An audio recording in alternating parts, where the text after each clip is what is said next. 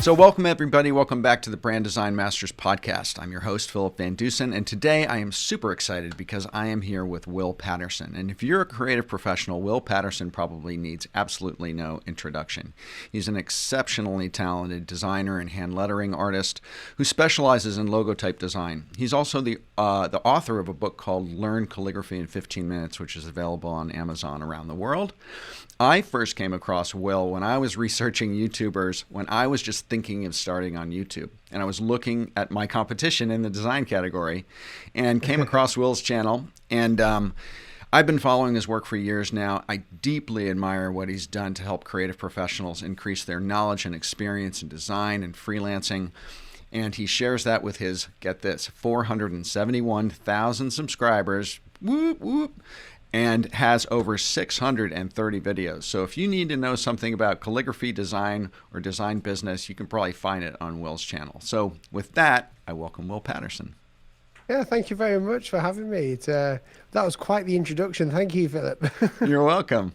Well, you absolutely deserve it. So I know that my listeners are probably dying to hear all about how you have come, to your career where it is right now. And I don't know where I was reading it or heard it, but you've really only been, kind of in your career for like 10 or 12 years now. Is that correct? I'm 26, so about coming up 10 years. Yeah, so that's totally insane to me, number one, because I've been in this game for 30 years and you have accomplished like incredible amounts by the time you're 26. So I'm totally impressed by that. So kudos for that. So tell me a little bit about, what's that 10-year cycle been like? I mean, I was looking back at your YouTube channel and you started YouTube 7 years ago. So, I mean, you were only 3 years into your career before you already started developing content. So, talk to me about like tiny bit about the early days and then maybe what happened since you've been out of uni. Sure. So I early days, I didn't do well at school.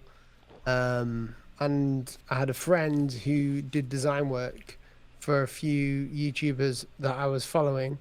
And he's quite well known. He was posting on YouTube. He had like 10,000 subscribers back in 2010, which is quite a lot. Like nowadays, if you were to equate that would be around about 250,000 compared to now. So he was quite knowledgeable in design. He did a lot of like GFX, so like game graphics, if that makes sense. All those high saturations, very blocky game stuff. But he was very talented at it, and he still does stuff in the game industry now, and he's very successful. And that got me interested in design, as well as being at my church when I was younger. There was a few people in there that was doing design, and I got to play around with doing posters and stuff. So I got interested from there. Now, when I went to college, I thought I was doing a business course. And this college isn't a university. It's like further education when you're 16 in the UK.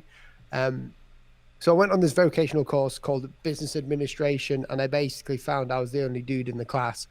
And later on found out I was learning how to become a secretary.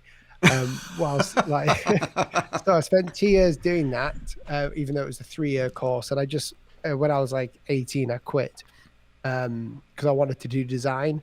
And, I remember telling Naomi, who's my wife now, but back then she was my fiance, that I wanted to do design, and my parents didn't understand it. And I was like, oh, it'll be fine. I'll just learn it. Instead of go to university, I'll just learn it at home.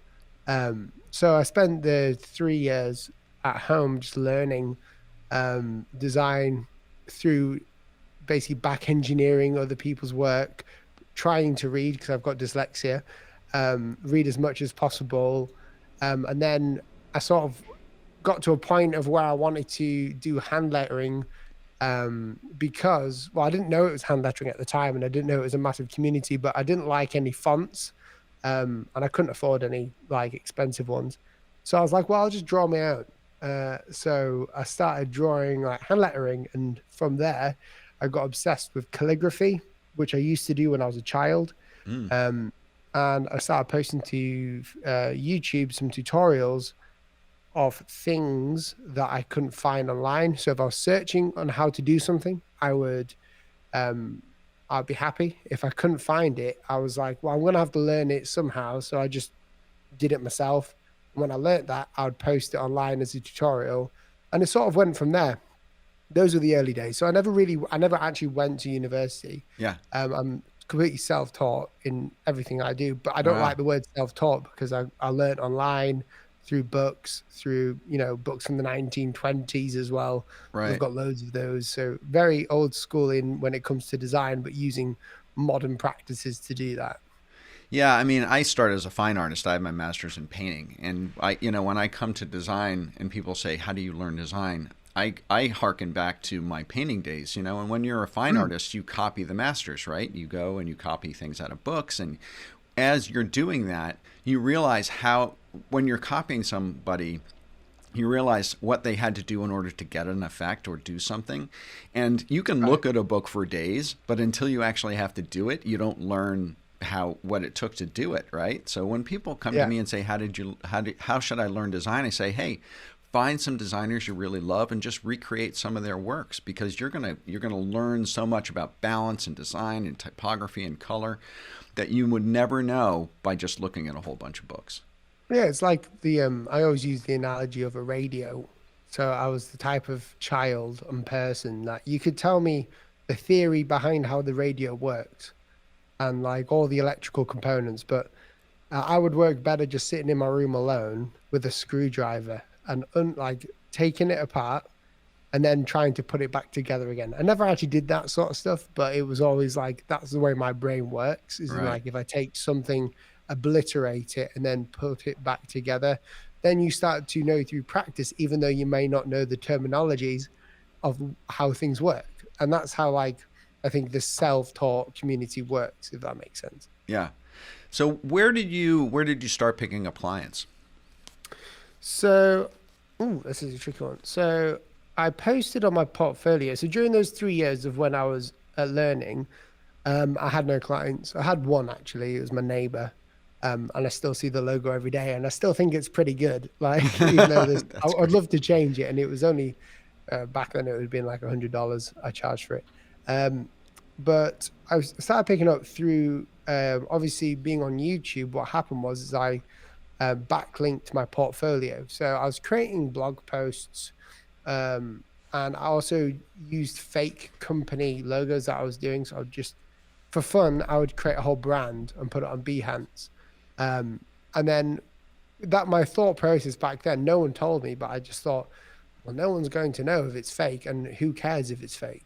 If they can see that I've done it and that I can show how I solved a problem, then surely people will hire me.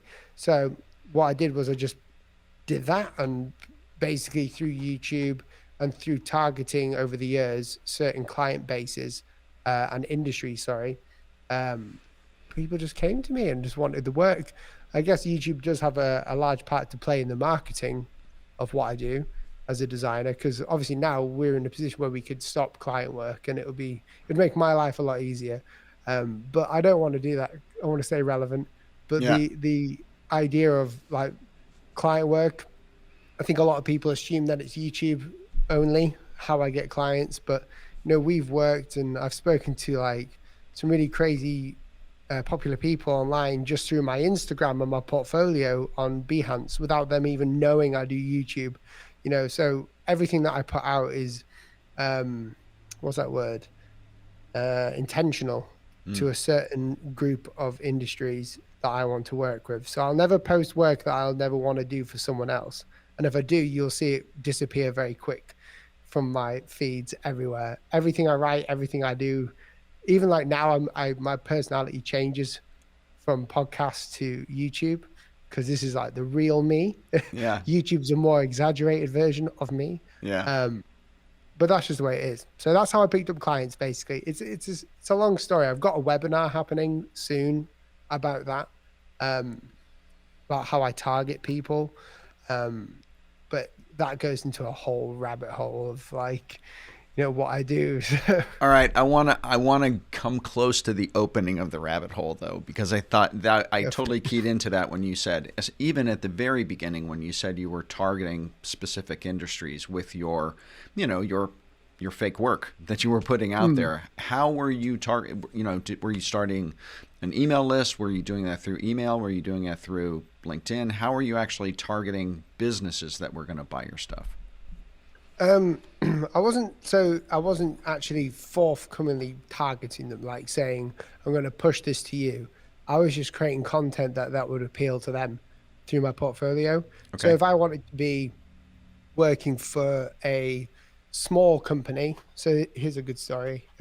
If I wanted to work for a company like a leather maker, for instance, small craft companies, which I did. I worked with them a lot.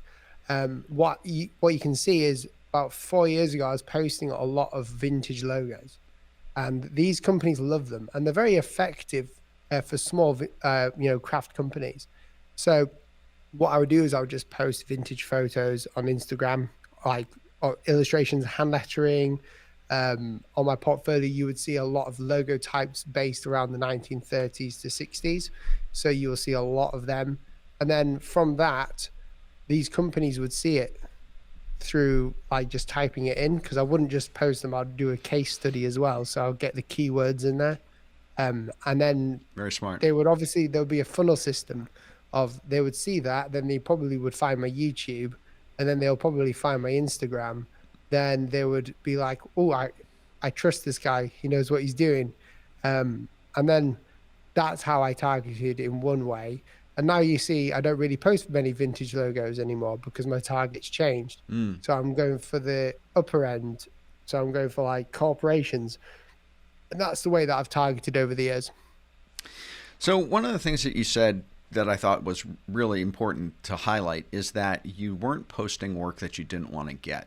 And I Yeah. used to be on the AIGA's portfolio review board in San Francisco and looked at thousands of people's portfolios just coming out of school. And the one thing about portfolios right when you're getting out of design schools, they all look the same, right? They all have the exact Mm. same projects. They all are the smattering of a little bit of this, a little bit of that, a little bit of everything. One of the pieces of advice I give to designers when they're just getting out and moving into the market is that don't show work that you don't want to get. Have your portfolio Yeah. revolve around the work you want to get. Because if you're showing like a little bit of banner website design, but you don't want to do, web advertising, don't show it, and it's hard Yeah. at the beginning. So I think that it sounds like to me that because you were self-taught and because you were generating your own portfolio for the very beginning rather than having some school generated project portfolio, you were able to kind of target and develop the sort of work you wanted to get from the very beginning. Yeah, sure. And I've spoken to universities before, and I've told them, just bin your portfolio from the university and start again. So when you leave Yeah. university, the time of when you leave could either be a holiday, or it can be the foundations of the clients that you get. So Mm. a mantra that I live with, as well as many others, is the work I do today will get me paid in 2 years' time. So what I'm getting paid now is what I did 2 years ago. So Mm. like everything that you do now has to be intentional towards 2 years down the line, if that makes sense. Um, so yeah, I think with portfolio stuff, it's for me, it was I will put what I want to put out online because there was no pressure. Um, I mean, there have been portfolio stuff that I've put on, and then now I go, I don't want to work on that.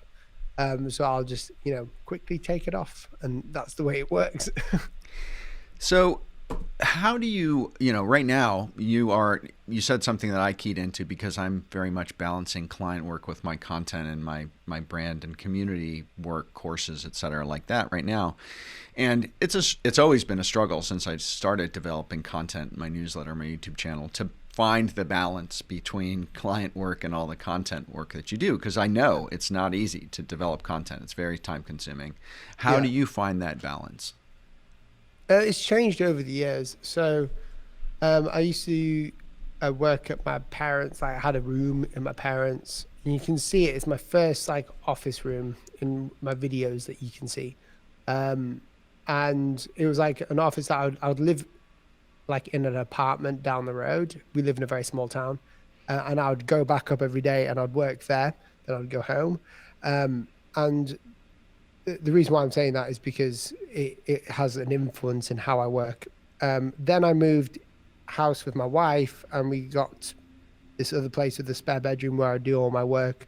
And from there, I would just spend all day working, doing content and, doing design work. And then now we're in an office where things have changed. But back in the first stage, it would just be, I would have a to-do list of, I need to plan a video today, record a video today, and edit it today, upload it.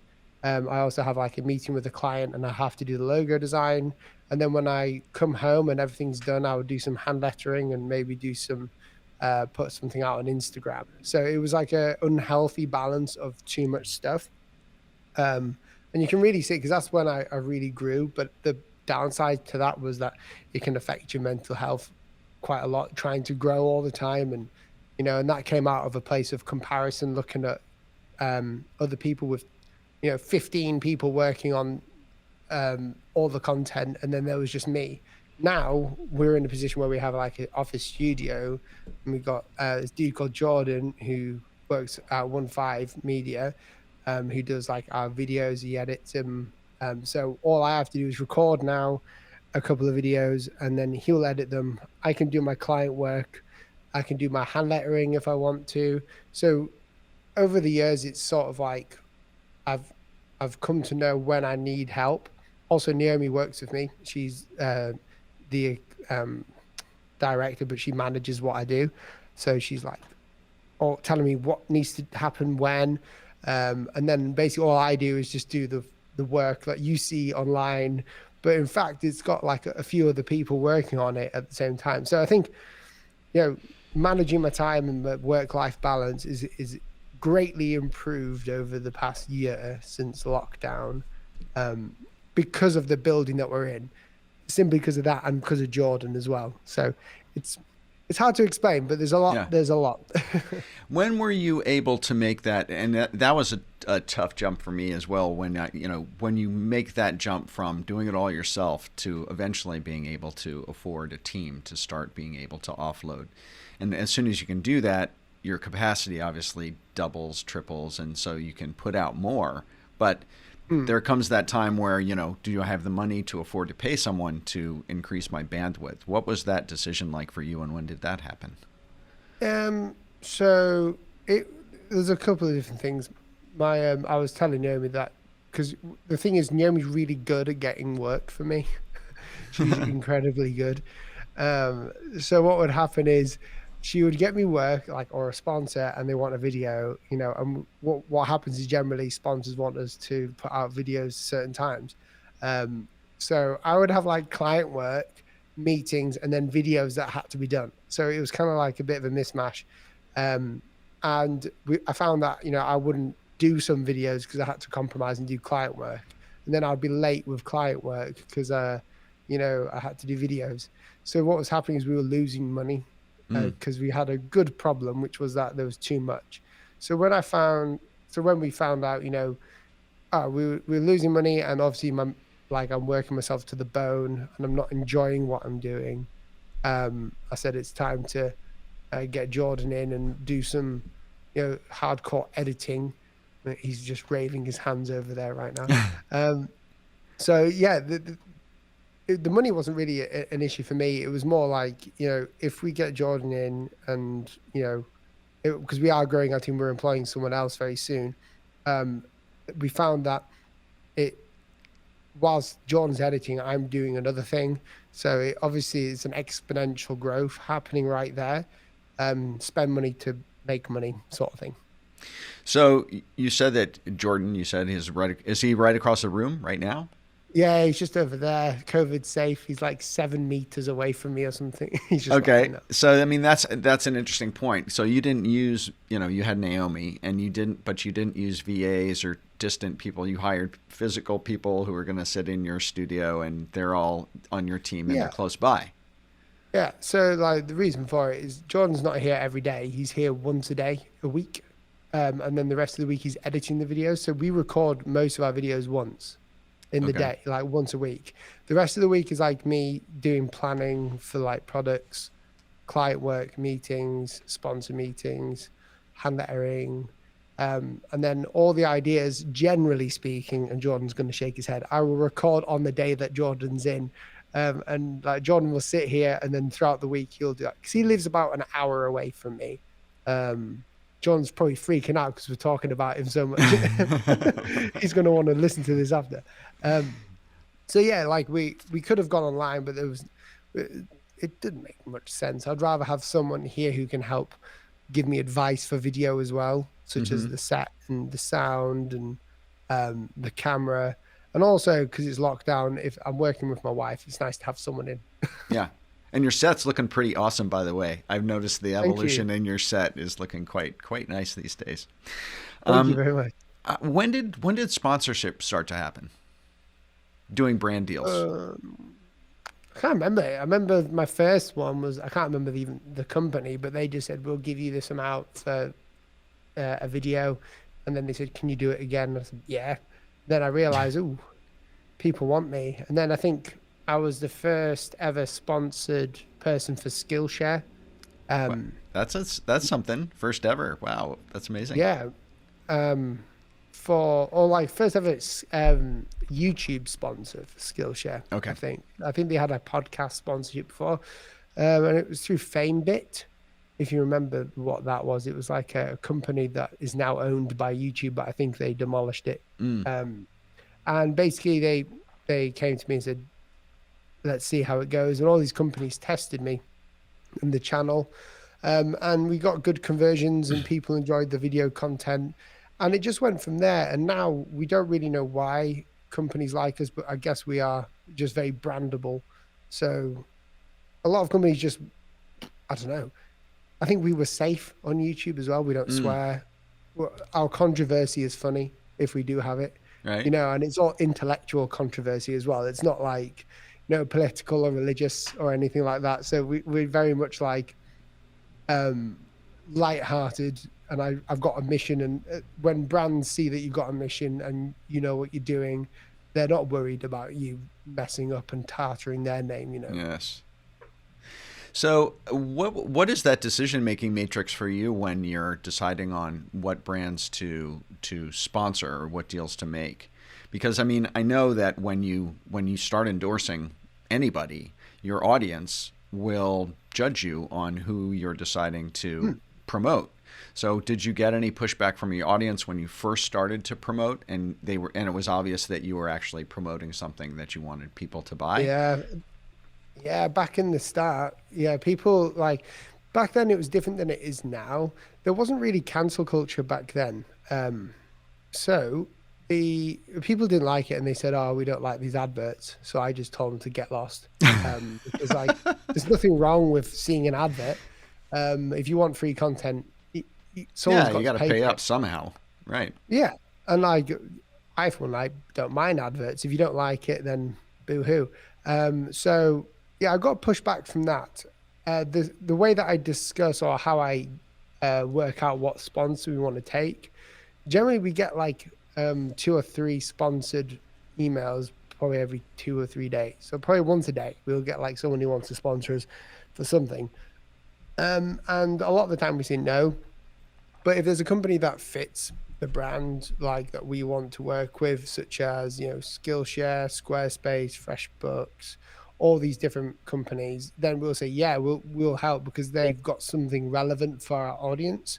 One that we've recently done with Fiverr got a lot of pushback because there's this unethical side to Fiverr on YouTube with a community of designers who probably don't understand my points going into it. So that's probably one of the downsides is when you work with a sponsor such as Fiverr, people can like sort of cancel you out and try to ruin the videos because I'm promoting a service that's taking their jobs, if that makes sense. So yeah, that is one thing. I did a live stream the other day talking about why I didn't, like why we did it and why I hasn't taken their jobs.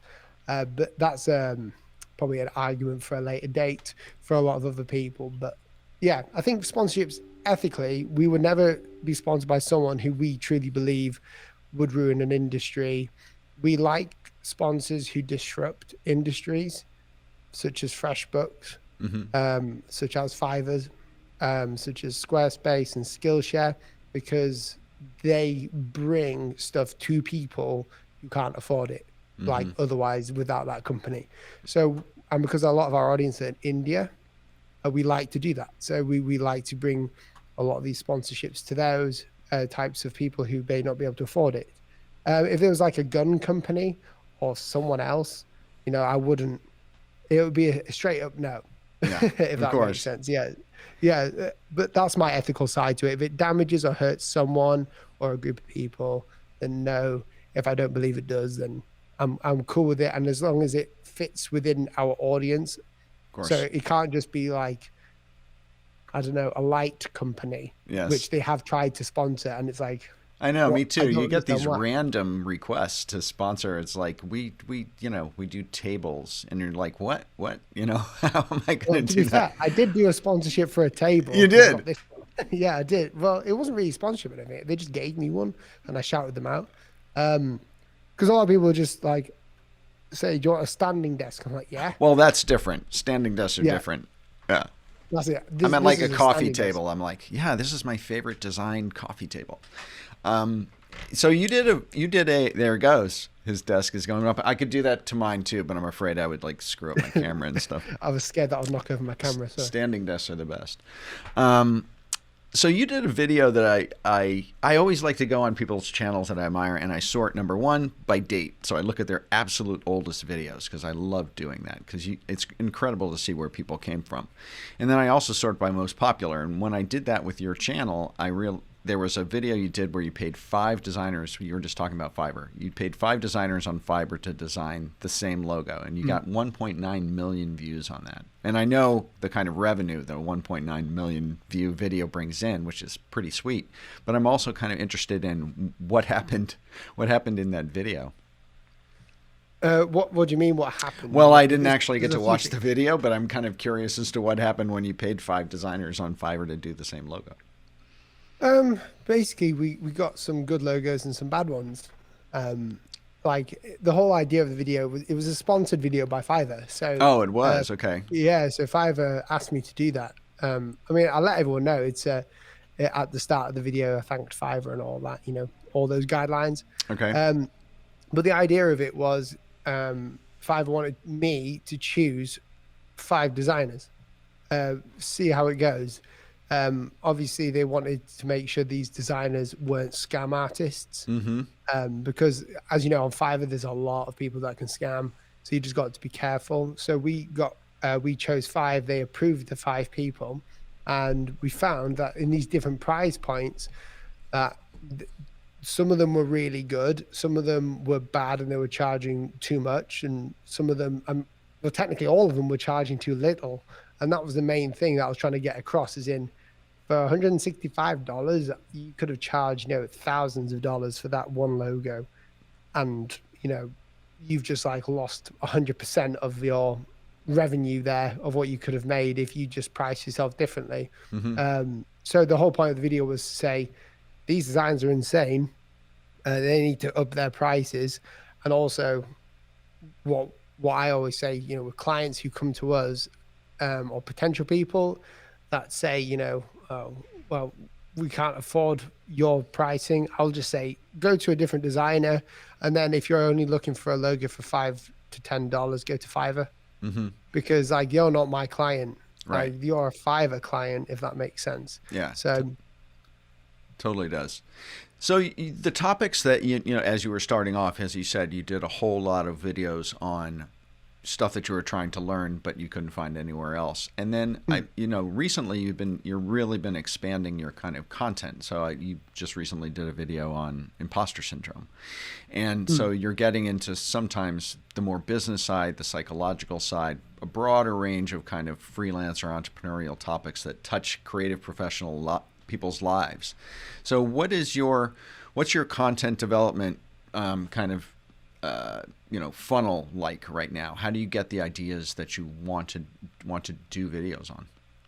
Yeah, so generally speaking, I'll pull Naomi and Jordan around. We've got a whiteboard in the office now, and at the start of this year when we came back, I made a presentation to sort of show Jordan and Naomi the health of the channel, what went well. So we took like 2 or 3 hours looking into that, and I was presenting the numbers and why things were the way they were. So we were doing data driven, like there's a meeting about data driven content. So this year, what we're doing is we're trying to find what people are looking for, but also doing things that I know that I want to do. So the funnel kind of goes like I will have an idea of like what someone wants to know, and I will write it on the whiteboard, and I will come up with like I'll just create a list of keywords of that video, and then that will spread out into another video idea, then another one, and then another one. So the imposter syndrome one came from an Instagram post that I put out. And the reason why I put that one out is because a lot of people didn't understand imposter syndrome. And that, a lot of people are ashamed to admit that they have imposter syndrome for some reason.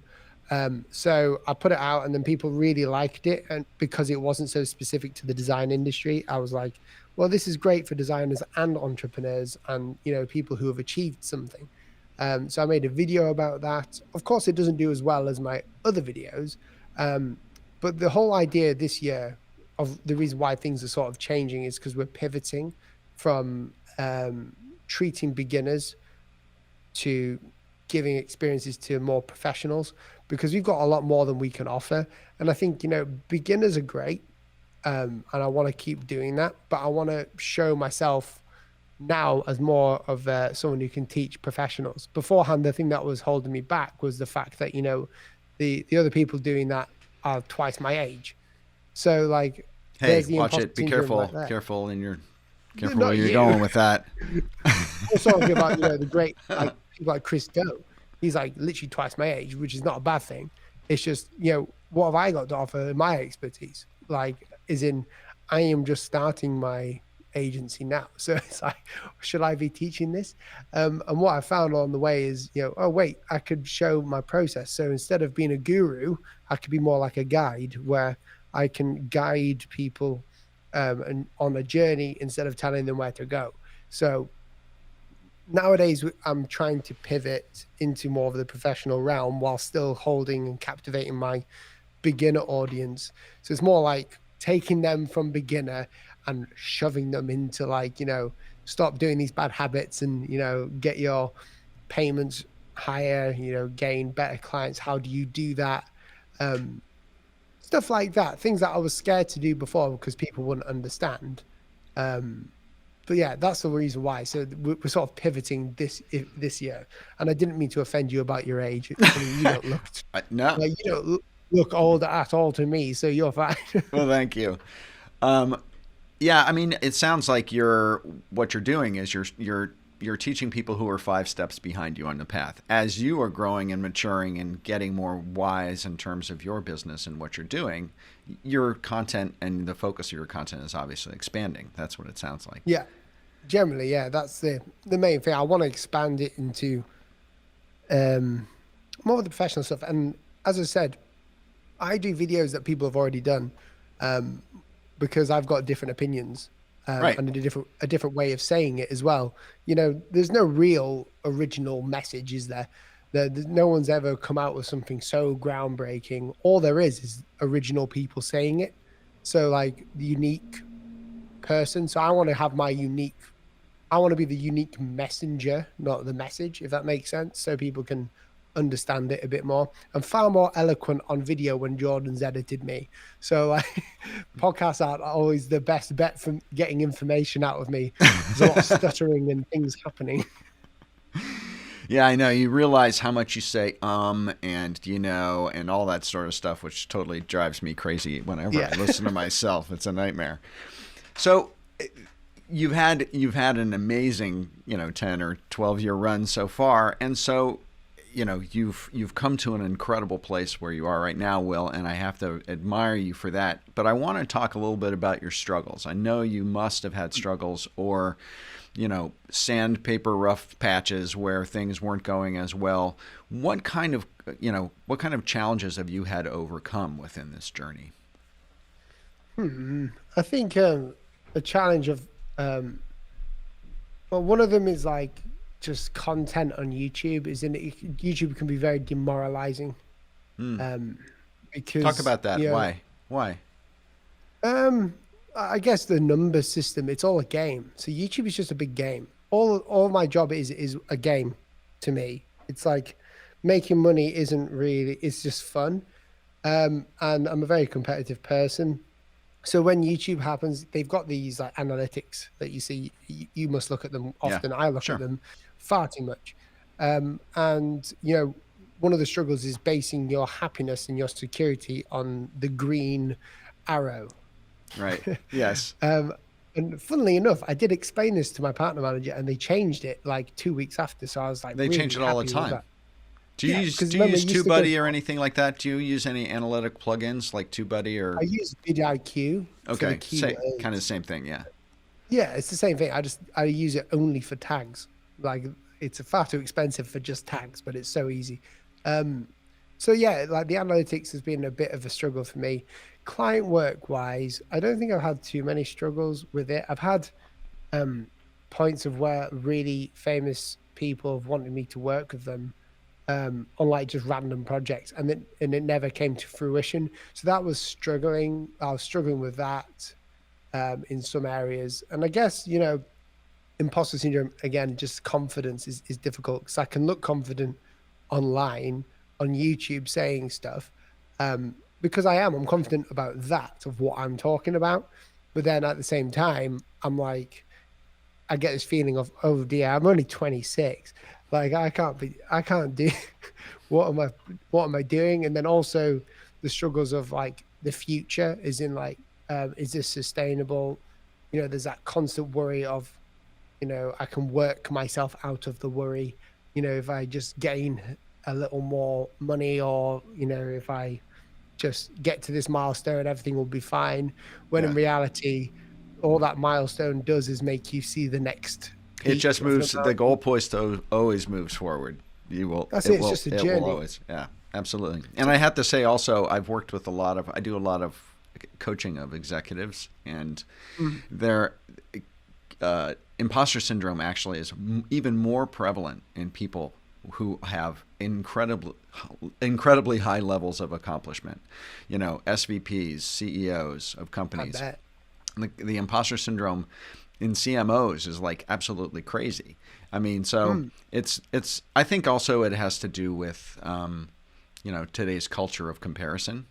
That we also Yeah. it's so much easier to see where other people are. And the other thing about it, and this is the thing that drives me crazy about Facebook, is you're only seeing the perfect moments of someone's life, or the Yeah. perfect moments of someone's career, or those success, shining lights of some accomplishment that they've made. You don't see all the struggles, you don't see all the stumbles, That's all the right. down days. And that's why I always like to ask people, in my podcast, like where they've struggled, because I think it's really important for people to hear, because that's what they need. They need to understand that when they're struggling, or when they're really kind of wrestling with something, that's normal. Yeah. I think so. Yeah. I think it's the major thing. Struggles. I think imposter syndrome. What I've worked out already in my mind, it's hard to articulate. I'll just move that.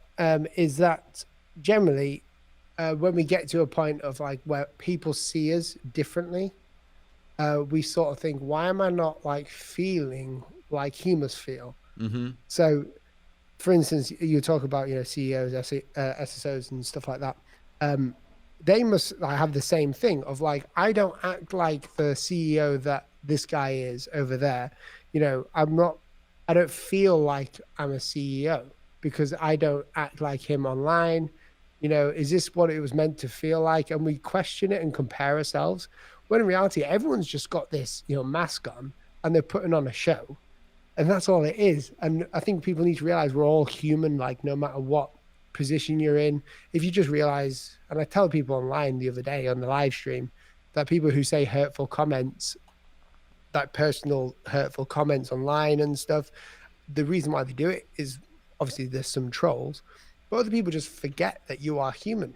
Like Mm-hmm. they just think that you're at a position where you can take it, and they just, all the humanity in that person is gone because they've become more of this like idolized product or an aspiration, if that Mm-hmm. makes sense. And Yeah. that's what idols are, aren't they? Which is wrong. So yeah, I think big struggles in my career have been, uh, people. I'm an introvert. I'm not extroverted at all. So comments and just struggling with the YouTube, worrying about that, anxiety. There's a lot, but I just have to remind myself, we're only human. Like, and what's the worst that's going to happen? Exactly. Well, and I always try to. I mean, no matter what, whenever I get one of those hurtful, mean comments, I always take the high road. So I respond to almost all the comments I get, and so I always just try to take the high road. And there's no winning a flame war. And Yeah, the other thing is, you never know where people are coming from or what's going on in their lives when they leave a comment like that. And lots of times I've responded with something really nice or really open and saying, if there's something I missed, I'd love to hear your suggestions or something, take the high road. And I've had so many people come back to say, I'm really sorry about that comment. I was having a really bad day. I didn't mean to take it out on you. So it's like you never know what people are going through, right? oh, exactly. Yeah, that's the thing. Some people will just like spark at you. I've had it on Twitter with Oh, someone recently. yeah. They'll just spark at me, and then they forget that you're human. But you, at the same time, if someone is nasty to you, it's okay to, put them A little straight. bit of ping. But, Yeah. yeah, a little bit. But at the same time, understand that they're probably just having a bad day. It's Yeah. like, the spider is more scared of you, Mm, that's if that makes sense. interesting. Or the, Yeah, I like the that. I snake is like more that scared of analogy. you. So, what do you see on the future for our industry right now? You're on the cutting edge. You got your finger on the pulse. What's inspiring you these days?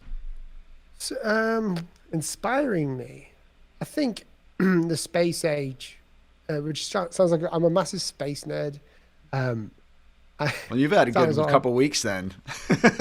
With, Yes, I have. Yeah, yeah. I think what's happening now is, with like I look at Elon Musk as my biggest inspiration, even in Mm, design, just because of the choices they've made. For instance, all the Falcon rockets look futuristic, hmm. and there's no design purpose other than to make humanity think forward. As well as the spacesuits they make them look super cool and futuristic to make people look forward Yeah. into the future to see where we're going to Mars and stuff.